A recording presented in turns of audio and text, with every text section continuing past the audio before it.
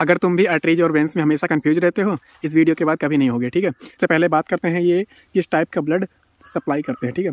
तो जो आर्टरीज होता है इसको आप ए से याद रखना, आर्टरी में ए आ रहा है ना सबसे आगे, तो ए से याद रखना अवे फ्रॉम द हार्ट। तो ये हार्ट से अवे लेकर जाता है ऑक्सीजनेटेड ब्लड को। इसमें एक एक्सेप्शन होता है पल्मोनरी आर्टरी, ठीक है। पल्मोनरी आर्टरी लंग्स से रिलेटेड है, तो ये डीऑक्सीजनेटेड कैरी करता है ब्लड से लंग्स में ताकि ऑक्सीजनेटेड हो सके, ठीक है। इसी का उल्टा वेंस है, वेंस हमेशा डीऑक्सीजनेटेड सप्लाई करता है, ये बॉडी से हार्ट के पास लेकर जाता है।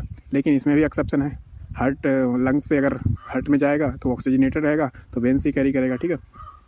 आप तो कन्फ्यूजन नहीं होगी ना कौन सा हार्ट में लेकर जाता है कौन सा हार्ट से लेकर जाता है, ठीक है। दोनों बहुत डिफरेंस है।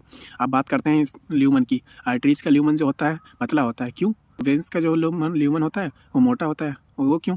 देखो, आर्टरीज जो है वो शरीर के अंदर होता है, तो जिसका ल्यूमन पतला रहेगा वो उसमें ब्लड फ्लो बहुत तेज़ी से होएगा, इसलिए उसको ल्यूमन पतला होता है, ऐसे याद रख लेना, ठीक है। आर्टरीज शरीर के अंदर होता है, उसमें ब्लड फ्लो तेज होता है, तेज होने के लिए ल्यूमन तो पतला ही चाहिए। जैसे पाइप देखा होगा आपने, पाइप बहुत पतला रहता है तो इस पर प्रेशर पाइप का बहुत ज़्यादा रहता है, ठीक है। ऐसे याद रखोगे। जो हमारे स्किन के ऊपर से दिखते हैं ना हरे हरे, वो वेंस होते हैं, तो वेंस में ल्यूमन मोटा होता है क्योंकि उसमें ब्लड फ्लो बहुत स्लो होता है।